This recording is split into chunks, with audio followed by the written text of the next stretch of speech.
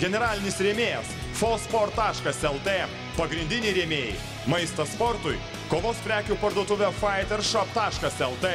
Rėmėjai Šakių jaunimo kūrybos ir sporto centras, padangų servisas Mopa, reklamos gamyba Detavita.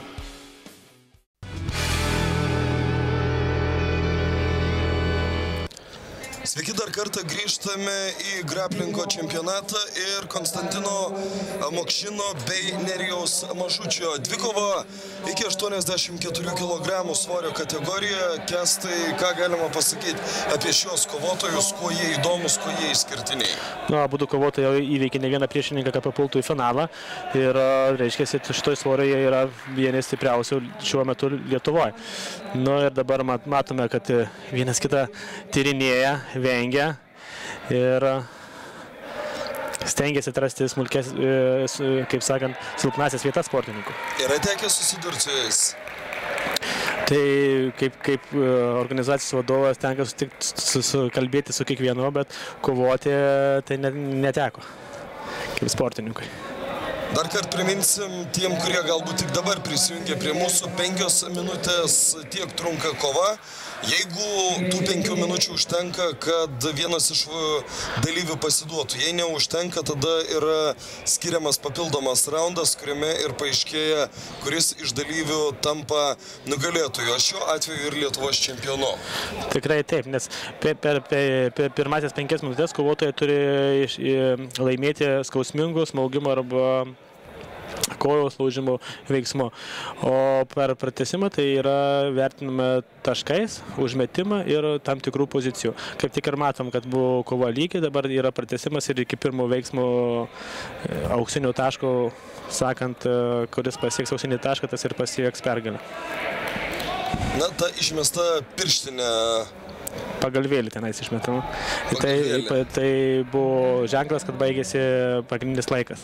Na, tą jūs turėjot galimybę matyti ir ankstesnėse šios laidos dalyse. Na, o čia kyla į viršų Konstantino Mokšino rankos. Nerijus Mažutis šioje svorio kategorijoje liko antras ir užėmė antrąją vietą. Padirbėjom, tai ir išėjo laimėti ir veteranų kategoriją, ir suaugusių. Tai vis tiek džiaugsmas kažkoks tai yra. Už komandą irgi atvežiau savo sportininkus, irgi laimėjom 2 pirmas vietas, 2, 3, visi tapo prizininkais.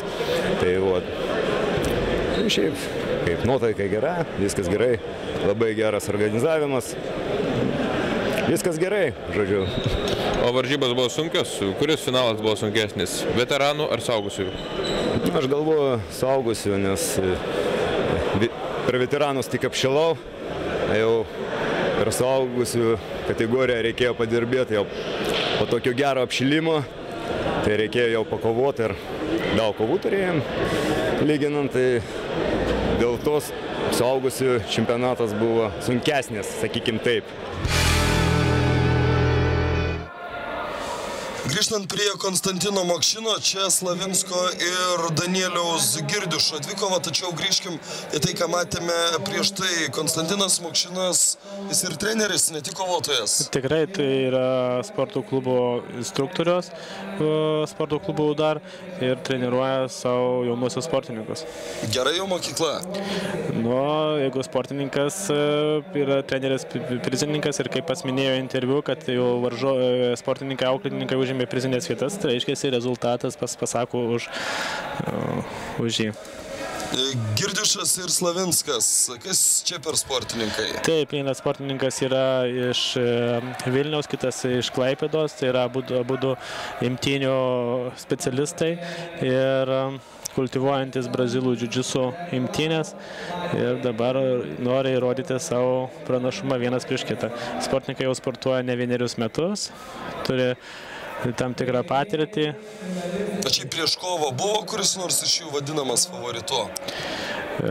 Ne, šitoj svoriai favoritų nebuvo ir manau, kad šitoj kovoj irgi gali būti pratęsimas.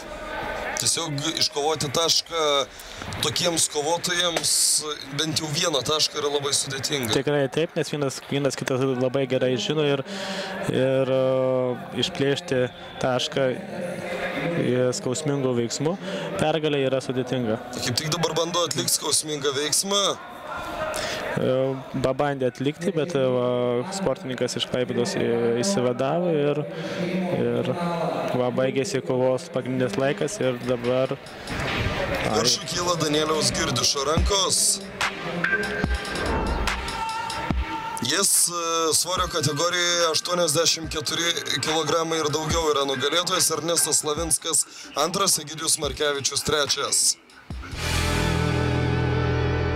Labai geras jausmas ir ypač smagu, kad buvo sudaryta galimybė dalyvauti ir vyresniems sportininkams, ta prasme vyresniems negu 35 metų, o šiaip Lietuvoje nėra daug renginių, kur žmonės, kurie jau, sakykime, jau praėjo jų pats geriausias sportinis amžius, gali dalyvauti. Tai va, čia tas renginys vienas iš nedaugelio, tai dėl to aš labai sveikinu organizatorius, kad padarė tą veteranų kategoriją. O pačios varžybos, kaip ar sunku buvo laimėti pirmą vietą? Sunku. Buvo man asmeniškai 4 kovos, tai nėra lengva. Iš tikrųjų į pabaigą jau pradeda kauptis nuovargis. Lietuvos čempionatas greplingo buvo pirmas ir kaip jūs vertinat jo organizavimą? Ar patiko, ar dar yra kur tobulėti? Aš iš tikrųjų galiu lyginti su daugiau renginių, kur Lietuvoje vyksta, tai čia turbūt aukščiausio lygio renginys, ta prasme, kad daug tatamių, sportininkam nereikia laukti ten visą dieną, kol jie išeidinės ant tatamių, viskas greitai sukasi. Teisėjavimas labai neblogas, ten kažkokių tokių ginčytinų momentų labai mažai. Na štai labai daug pagirimų iš Danieliaus Girdišo, o dabar Modestas Povilaitis ir Radvilas Matukas. Baigėsi senioro pirmenybės, pereiname į suaugusių ir čia jau ne patys liekniausi vaikinai žengia ant tatamio. Galbūt Kestai plačiau apie Modestą ir Radvilą. Šitai tikrai sportininkai yra gerai žinomi, ypač Radvilas Matukas yra ir sambo geras sportininkas ir dziudo ir dabar dalyvauja greplingo čempionate ir jau matom jį finale, jau kur įveikė ne vieną savo varžovą. Jo priešininkas taip pat yra geras brazilų džiudžitsu imtynių meistras ir matom pakankamai atsargią kovą. Labai daug gynybos tiek iš vieno, tiek iš kito sportininko ir turbūt ir vienas ir kitas laukia varžovo klaidos. Taip, aišku, atakuoja ir bando rasti silpnasias vietas, ir Matukas bandė atlikti metimo veiksmą. Aišku, tai jeigu bus kova baigsis lygiai, tai spręsis sportininko aktyvumas, tai irgi priduos jam pliusų laimėti šitą kovą. Sakot, kad Radvilas Matukas aktyvesnis yra kol kas. Matom veiksmais, o dabar jo varžovas bandė traukti į parterį, šoka ant jo ir nusitraukė į parterį ir bando parteryje vesti kovą. Bet Matukas pakankamai aktyviai ginasi ir puikiai išmano parterio veiksmus ir stengiasi išvengti kovos parteryje. Ir matote va. Šiaip jei pirmoje ir antroje dalyse matėte labai daug skausmingų veiksmų, po kurių būdavo nutrauktos kovos, tai kai sulaukėme vyrų, veteranų varžybų, tai tų nutrauktų kovų dėl skausmingų veiksmų praktiškai nebėra ir beveik visur prireikia to papildomo raundo. Tai matot, sportininkų yra aukštesnis jau sportinis lygis ir jie jau vienas kitą gerai žino ir žino, ką gali ir stengiasi apsiginti ir kovos užtrunka iki pat galo. Čia labai įdomus veiksmas, iš tų kovų, kurias jūs matėte iki šiol, nei vienas sportininkas nesiryžo. Štai tokiais būdais atrodo apsikabinęs varžovą ir vos neatbulas kabintis jam už kojos.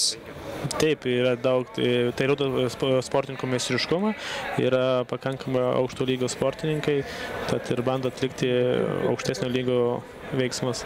O tie tokie aukštesnio lygio veiksmai daug jėgų atima per treniruotes, kad tokius dalykus išmoktum?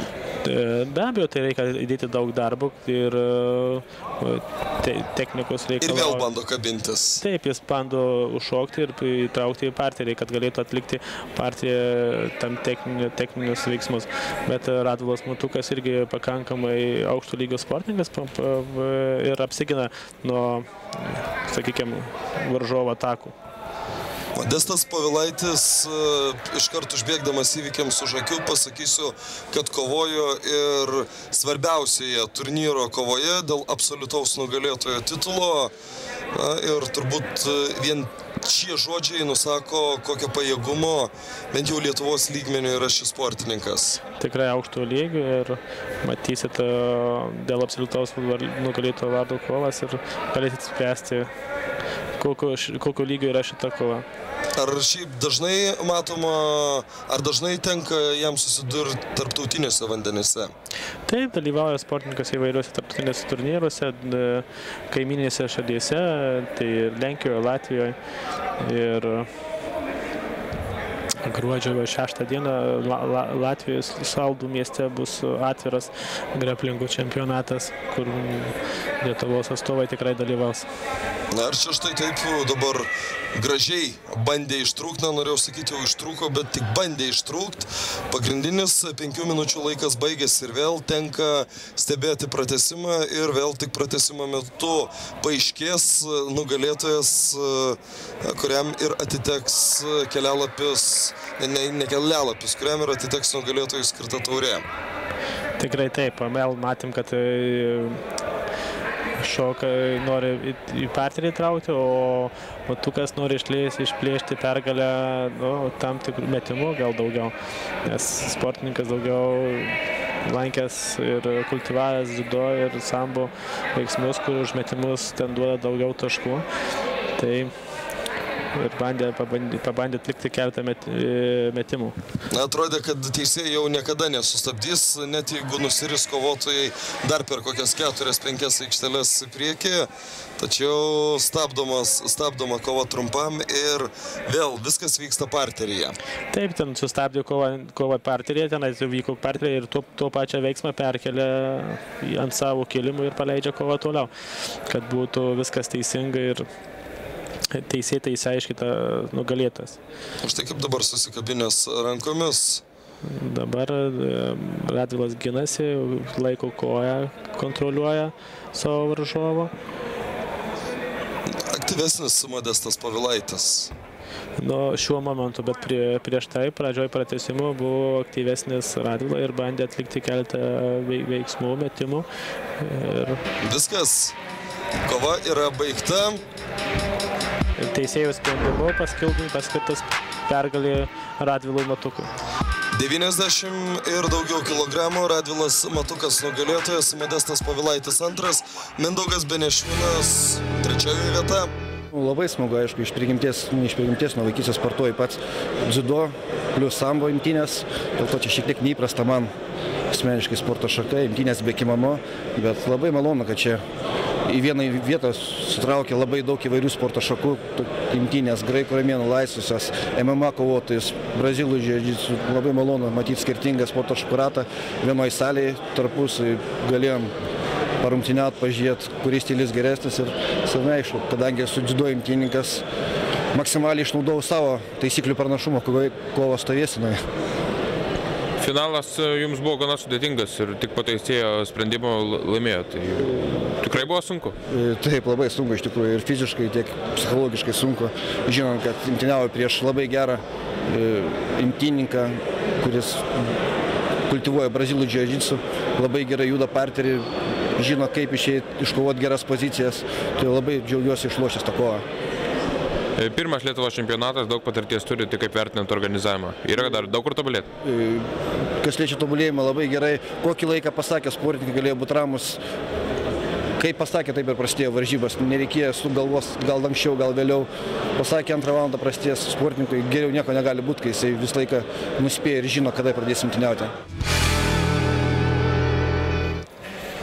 Kaip čia taip keistai sutapo, kad pralaimėjęs kovą Modestas Povilaitis kovoja dėl absoliutaus nugalėtojo titulo? Tai absoliutaus titulo galės kovoti visi sportininkai, kurie dalyvauja šitose varžybose, savanoriškai užsiregistravę. Na, o čia Laimono Stančiko ir Andriaus Gabrio dvikova gerokai lengvesnė nei prieš tai matyti kovotojai 68 kg svorio kategoriją. Na ir bent jau vienas sportininkas su šortais, ant kurių užrašytas smauglys. Jūs matėte tikrai ne vieną tiek pirmoje, tiek antroje šios laidos dalyse. Na ir štai labai greit baigėsi ši kova. Neprireikė nei pratęsimo. Laimonas Stančikas pirmas, Andrius Gabrys antras, Arūnas Jurgelėnas trečias.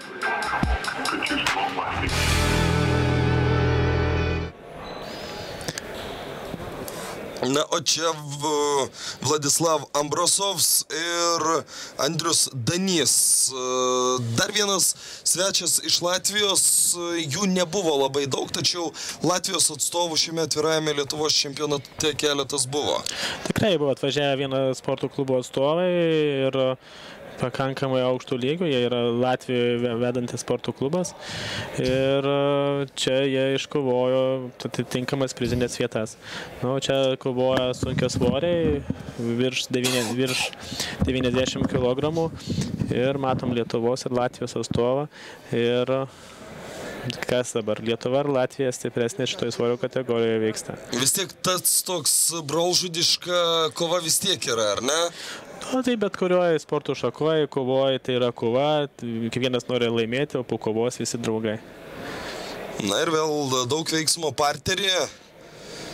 Ir kam turėtų būti palankesnis toks kovos būdas? Nu, dabar šitoje situacijoje Latvijos sportininkas turėjo daugiau šansų atlikti kažkokio veiksmų, o Lietuvos sportininkas turėjo gerą poziciją užėmęs iš viršaus ir dėl to paskyrė pergalę. Andrius Danys nugalėtojas, Vladislav Ambrosovs užėmė antrą vietą, Antanas Sinkevičius lieka šioje svorio kategorijoje trečias.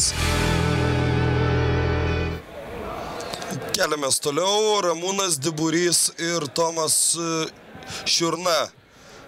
80 kg dvikova. Kas šie sportininkai? Nu, matom jaunesnius, lengvesnius svorio sportininkus ir taip pat aukšto lygio sportininkai yra ir visi išėję į finalą. Turėjo jau po keletą kovų ir stengiasi įrodyti savo pranašumą finalinėse kovose. Na ir štai teisėjas skelbia nugalėtoją. Vėl kova, kuriai neprireikė viso laiko. Ramūnas Diburys 80 kg svorio kategorijoje nugalėjo Tomą Šiurną finale ir tapo nugalėtoju. Aleksandras Harlamov lieka trečias. Na ir jūsų dėmesiui dar tik dvi kovos, Tomas Smirnovas ir Tadas Lilionis. Apie savo sūnėną, ko jam pritrūko šioje kovoje? Nu, Tomukas yra dabar po traumos, turi nugaros traumą ir po šitoj kovoj negalėjo maksimaliai būti pasiruošęs, bet va, matot, kaip sukasi iš padėties. Puikus veiksmas, ar ne? Puikus veiksmas, tas vadinamasis viščiuko sparnelis ir... Nu, abudu sportininkai sportuoja vienam klube, abudu vienas kitą gerai žino ir buvo atliktas skausmingas veiksmas. Ir tuo pačiu žino, aišku, silpnasias savo varžovų vietas. Tadas Lilionis, Tomas Smirnovas, Juozas Bakutis. Toks trejetukas 72 kg svorio kategorijoje. Ir liko jums pamatyti tik vieną kovą dėl absoliutaus nugalėtojo titulo. Na ir ta kova buvo aišku, kad dar labiau įtempta. Na čia tie vaizdai su žmonėmis, su kovotojais, kuriems tas turnyras niekaip nepasakysi, kad buvo prastas. Na ir štai ta finalinė kova. Povilaitis prieš Petkelį 2 kovotojai. Prisipažinkit atvirai, Ką galvojat prieš kovą, kuris turi daugiau šansų?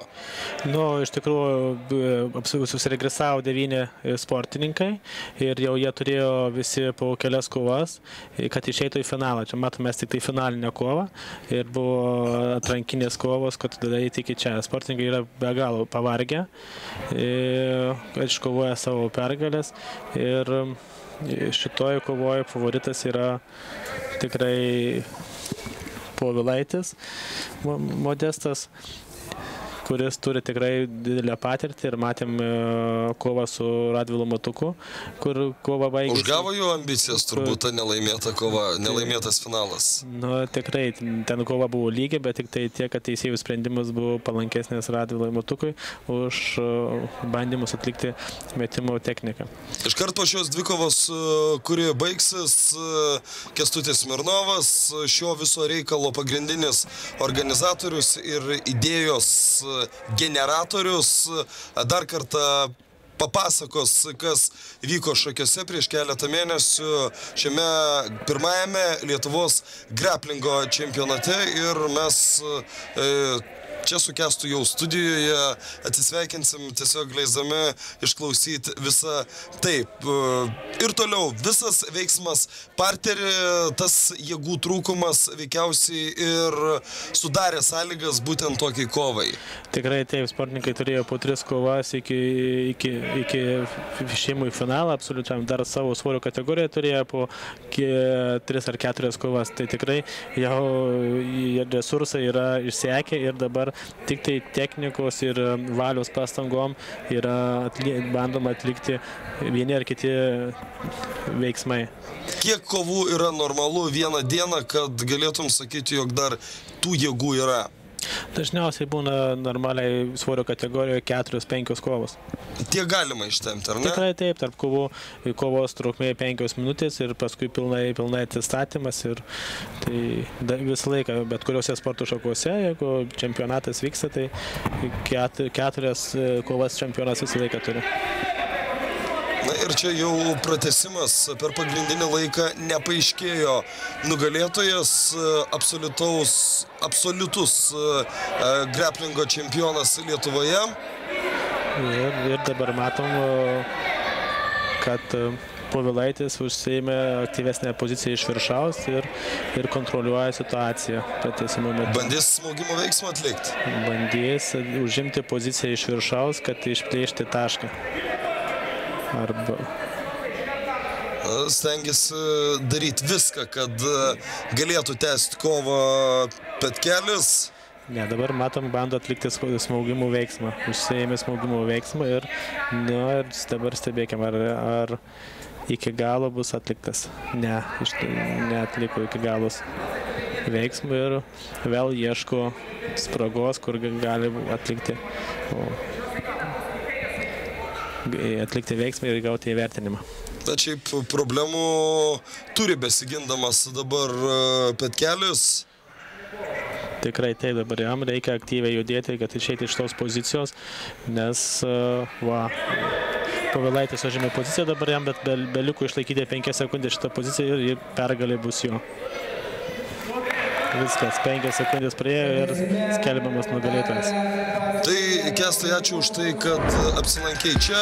Tavo netrukus paties interviu tą dieną, kai vyko čempionatas. Na, o čia absoliučios svorio kategorijos nugalėtojas Modestas Povilaitis. Iki. Iki.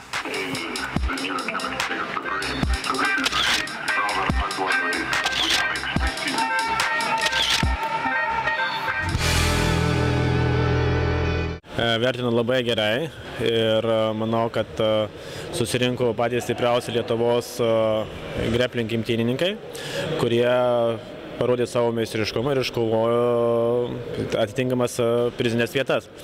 Aišku, čempionai bus įtraukti į Lietuvos rinktinės narius, kurie balandžio 4 Kaune vyks Europos taurės varžybos ir atstovaus Lietuvą.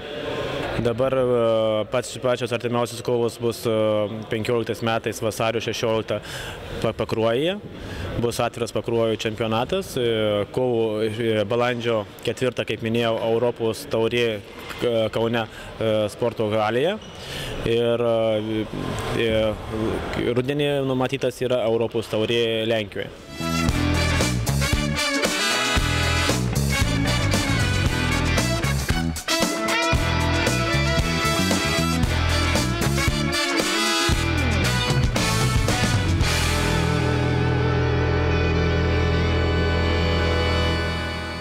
Generalinis rėmėjas fosport.lt, pagrindiniai rėmėjai Maistas sportui, kovos prekių parduotuvė fightershop.lt, rėmėjai Šakių jaunimo kūrybos ir sporto centras, padangų servisas Mopa, reklamos gamyba Deta Vita.